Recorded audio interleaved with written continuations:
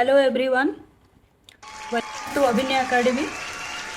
Today we will discuss some assertion reason question answers related to solution chapter.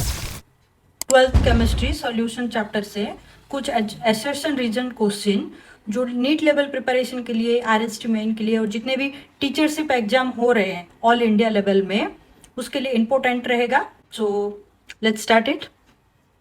First question is your molarity of a solution in liquid state changes with temperature. This is the assertion.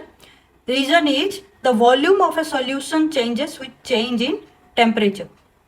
So what do you mean by molarity? Moles of solute. Molarity we present it in capital M equal to moles of solute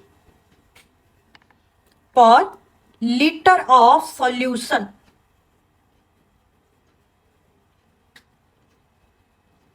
ये किसके ऊपर depend करता है? Volume के ऊपर.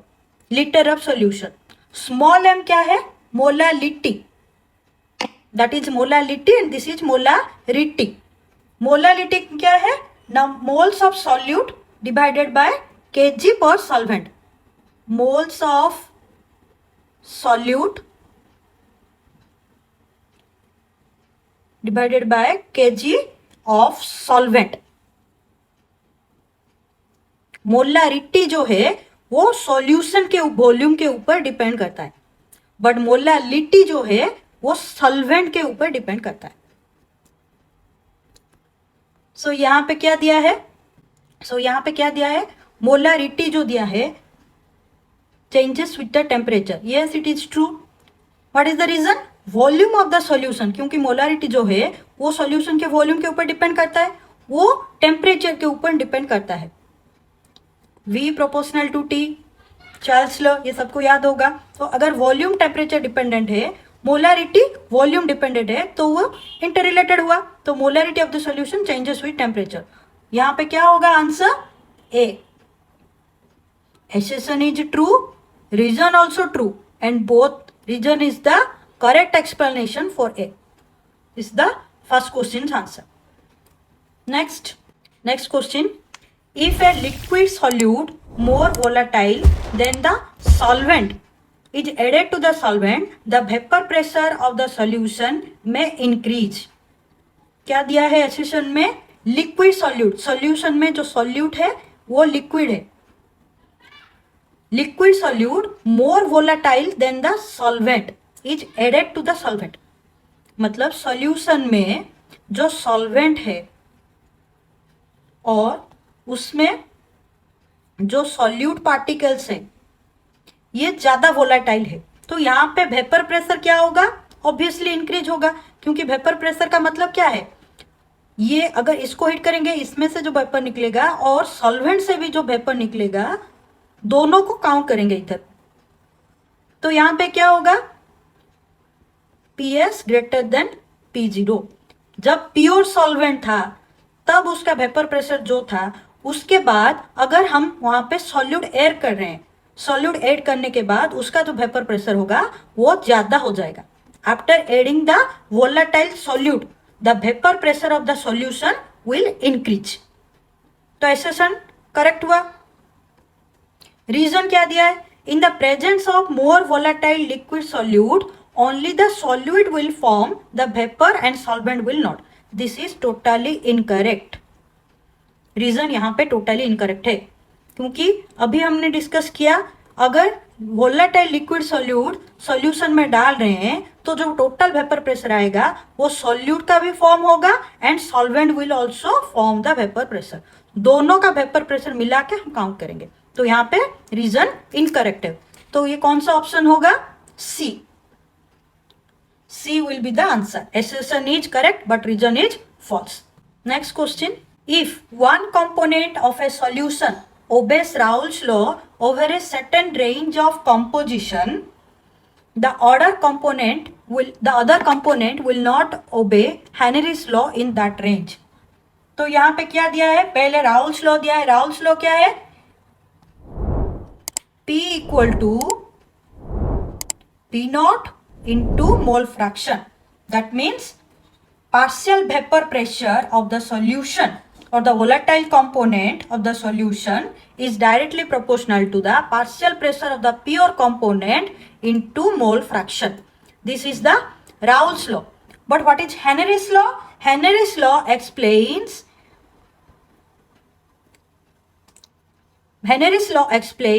P equal to Kh into mole fraction. That is solubility of a gas in a liquid. It explains about the solubility of a gas in a liquid.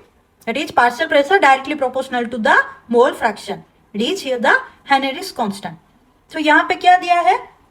If one component of a solution obey Raoult's law over a certain range of composition, the other component will not obey Henry's law in that range. Same range में दोनों ही obey नहीं करेंगे. अगर वो जिस range में है और ये जो रेंज में है सेम रेंज में नहीं करेंगे. ये प्योर सॉल्वेंट के ऊपर डिपेंड करता है और ये टोटल है. बट ये करेक्ट है, दोनों करेक्ट है. रीजन क्या दिया है? Raoult's law is a special case of Henry's law. Yes, absolutely correct. Raoult's law special case of Henry's law है. बट यहाँ पे क्या हो रहा है? This is not the reason for this assertion. तो यहाँ पे कौन सा ऑप्शन होगा? A is correct, R is also correct, but R is the not correct explanation of A. So option is your B. Next question. Azeotropic mixtures are formed only by non-ideal solutions and they may have boiling points either greater than both the components or less than both the components. Azeotropic mixture क्या है पहले ये पता कर लें. Azeotropic mixture क्या है? It is a binary mixture having same composition in liquid and vapor phase.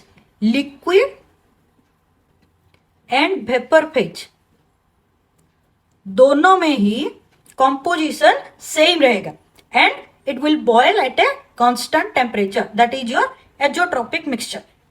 यहाँ पे क्या दिया है? Azeotropic mixtures are found only by non-ideal solution. Yes, and they may have boiling points greater than both the components or less than. अगर ये greater than हुआ तो क्या होगा? Maximum boiling azeotrope. अगर less than हुआ तो क्या होगा? Minimum boiling azeotrope. Maximum boiling azeotrope, minimum boiling azeotrope. तो ये करेक्ट हुआ. रीजन में क्या दिया है? The composition of the vapor phase is same as that of liquid phase as an azeotropic mixture. Yes, this one also true. अभी discuss किए तो दोनों ही करेक्ट है. बट इसका जो minimum boiling point azeotrope and maximum boiling point azeotrope का reason ये नहीं है एजियोट्रोपिक मिक्सचर में. तो यहाँ पे क्या होगा? Assertion is correct but reason is also correct but not correct explanation. तो ऑप्शन क्या होगा? 4 का B. Next question. When methyl alcohol is added to water, boiling point of water increases. This is the assertion. When a volatile solute is added to volatile solvent, elevation in boiling point is observed. यहां पे क्या हो रहा है? Methyl alcohol, formula क्या है? CH3OH.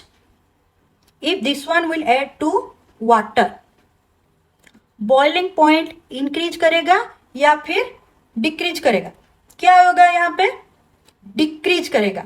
Increase नहीं करेगा, डिक्रीज करेगा. क्यों डिक्रीज करेगा? क्योंकि जब मिथानॉल को हम मिथानॉल, इसको मिथाइल अल्कोहल को मिथानॉल भी बुलाते हैं. मिथानॉल जब हम ऐड करेंगे वाटर पे तो ये हाइड्रोजन बॉन्डिंग फॉर्म नहीं करता है. दैट्स वाई यहाँ पे boiling point will decrease. When a volatile solute is added to volatile solvent, volatile solute है, वोलाटाइल सॉल्वेंट है, दोनों ही वोलाटाइल है, elevation in boiling point is observed. यहाँ पे क्या हो रहा है? अगर मोर वोलाटाइल सॉल्यूट ऐड करते तो ही होता. ये वाला अगर more volatile solute is added to the volatile solvent, vapor pressure of solvent increases due to an elevation of boiling point. This is the colligative property, one type of colligative property. तो यहाँ पे क्या है, दोनों ही incorrect है. तो 5 number क्या होगा, A is false, R also false, both are false. Next question, when sodium chloride is added to water, depression in freezing point is observed. Yes, correct. Reason is correct. अगर salt को water में add करेंगे, salt is the non volatile solute, तो उसका freezing point क्या हो रहा है, डिप्रेशन हो रहा है. Depression in freezing point observe हो रहा है. क्यों डिप्रेशन हो रहा है, due to the lowering of the vapour pressure. Reason भी दिया है, the lowering of vapour pressure of solution causes depression in the freezing point. This one also correct. क्योंकि यहाँ पे क्या हो रहा है, वेपर प्रेशर जो लोअर हो रहा है वो due to the intermolecular interaction of solvent solute particle. Solvent solute particle, इसके बीच जो इंट्रैक्शन हो रहा है, इंटरमोलिकुलर इंट्रैक्शन हो रहा है, उसके वजह से वेपर प्रेशर लो हो रहा है. प्योर सॉल्वेंट में जितना वेपर प्रेशर हो रहा है, उसके बाद अगर हम उसमें नॉन वोलेटाइल सॉल्यूट ऐड करेंगे तो उसका वेपर प्रेशर लो हो जाएगा. वेपर प्रेशर लो हो रहा है तो फ्रीजिंग पॉइंट भी डिप्रेशन में जा रहा है, मतलब डिप्रेशन इन फ्रीजिंग पॉइंट हम ऑब्जर्व करें. तो यहाँ पे क्या होगा, assertion also true, reason also true, and both are the reason is the correct explanation for assertion.